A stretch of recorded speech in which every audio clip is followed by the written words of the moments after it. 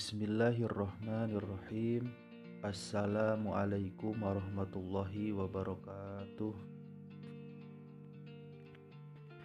Alhamdulillah, anak-anakku kelas 7 yang Bapak banggakan.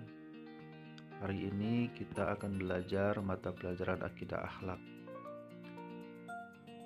Semoga kalian tetap semangat mengawali pembelajaran hari ini dalam keadaan pembelajaran dari rumah. Kita harus tetap mengikuti pembelajaran dengan baik. Salah satunya, kita harus tetap semangat mengikuti pembelajaran hari ini. Untuk mata pelajaran akidah akhlak, di semester ini kita akan mempelajari beberapa materi. Yang pertama, di bab 1 kita akan mempelajari tentang akidah Islam. Di bab 2 kita akan mempelajari sifat-sifat Allah. Di bab 3 kita akan mempelajari taubat, taat, istiqomah, dan ikhlas. Di bab 4 kita akan mempelajari adab salat dan berzikir. Kemudian di bab 5 kita akan mempelajari keteladanan Nabi Sulaiman alaihissalam. Jadi di semester ini kita akan membahas 5 bab. Kalian bisa lihat di modul untuk memperkuat materi pendalaman tentang apa yang Bapak sampaikan. Langsung saja, untuk hari ini kita akan mempelajari tentang bab 1, yaitu memperkuat akidah Islam. Di bab 1 ini kita akan disajikan beberapa gambar. Yang pertama adalah gambar keindahan alam. Kalian silakan berikan komentar apa yang kalian pikirkan, apa yang kalian dapat simpulkan dari gambar pertama ini. Kemudian kalian juga silakan simpulkan di gambar kedua, ya. Ini adalah gambar apa, kemudian maksudnya apa. Kemudian di gambar ketiga kalian juga simpulkan. Jadi ada 3 gambar yang akan kalian komentar nanti di kolom komentar. Kemudian kita langsung kepada materi. Pertama adalah akidah Islam.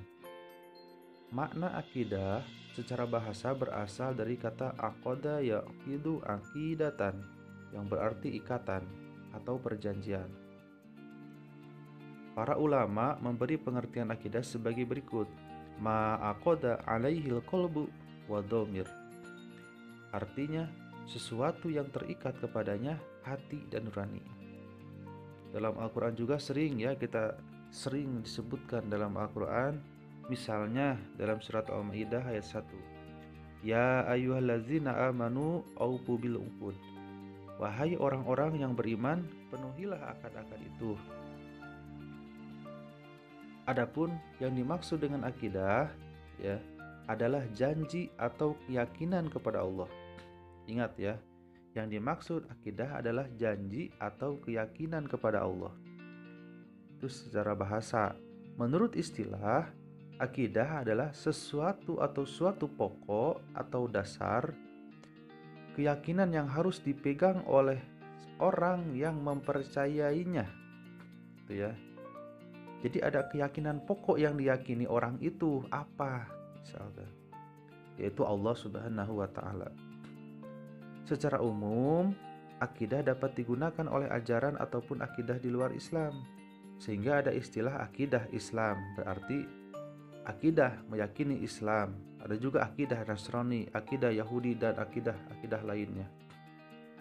Dengan begitu, kita dapat simpulkan bahwa akidah yang benar dan yang lurus, yang tidak sesat, adalah akidah Islam atau yang disebut dengan al-aqidah al-islamiyah.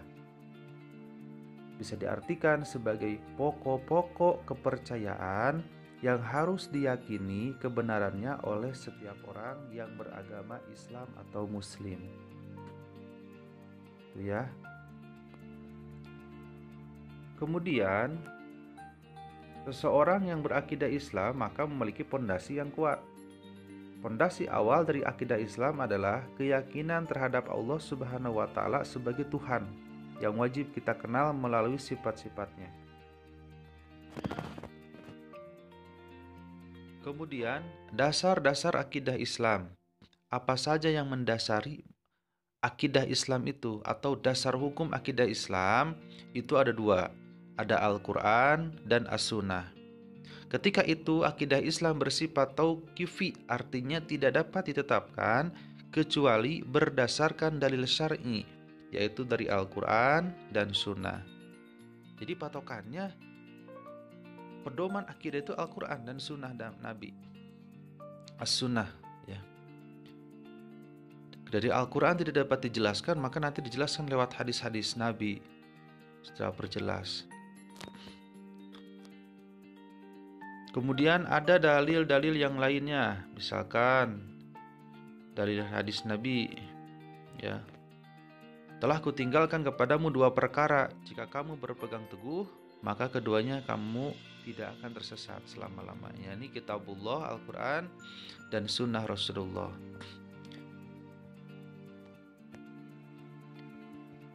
Al-Quran, dalil akidah itu banyak, misalkan surat Al-Ikhlas yang sering kita baca, Qul huwallahu ahad dan seterusnya. Itu menjelaskan bahwa keesaan Allah itu benar-benar ada, ya. Kemudian surat An-Nisa 136 salah satunya, dan hadis. Sumber hukum akidah maupun semua persoalan hidup, hadis dijadikan dasar hukum kedua setelah Al-Quran.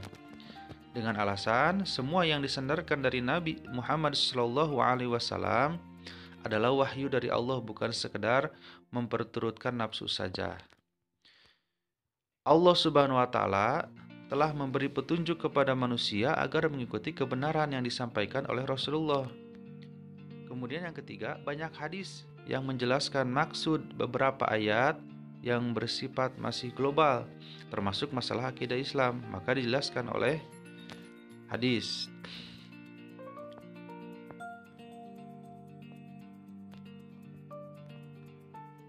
Banyak hadis yang menjelaskan tentang akidah.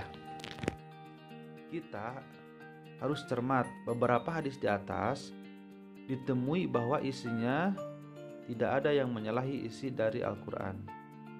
Dalam hal ini berkaitan dengan akidah secara umum disebut dengan keimanan. Hal ini semakin memperkuat keyakinan kita bahwa hadis adalah sumber hukum kedua setelah Al-Quran yang harus dipedomani oleh umat Islam. Dalam hal ini akidah pun kita harus tingkatkan.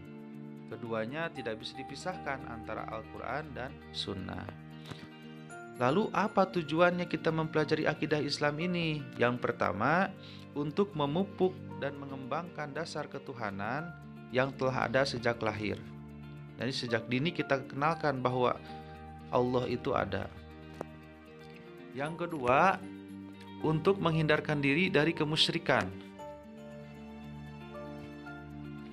Kemudian yang ketiga, untuk menghindarkan diri dari pengaruh akal pikiran yang menyesatkan.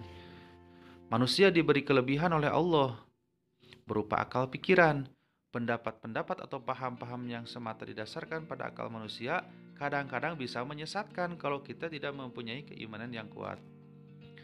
Kemudian yang keempat, memupuk mengembangkan dasar ketuhanan sejak lahir. Dan yang terakhir, menghindarkan diri dari pengaruh akal pikiran yang menyesatkan. Anak-anakku kelas 7 yang Bapak banggakan, mungkin itu yang bisa Bapak sampaikan. Silakan kalian bisa memahami kembali dengan membaca modul ataupun mengulang kembali video yang Bapak sampaikan. Setelah ini silakan kalian membuat resume ataupun rangkuman kemudian menjadi tugas untuk hari ini. Terima kasih. Wassalamualaikum warahmatullahi wabarakatuh.